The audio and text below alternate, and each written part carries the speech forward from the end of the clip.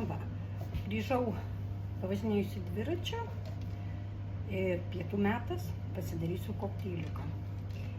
Įsipilu vandens, galima, kas nori kokosų vandeniu, kas nori riešutų pieno, kokosų pieno, kam kas patinka. Aš šį kartą vandens,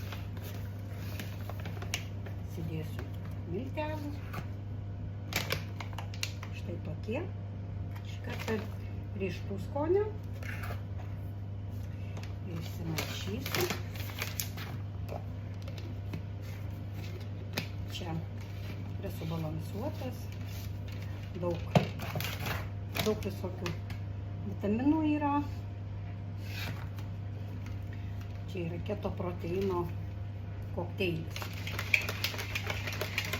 Ir metam svorį sveikai.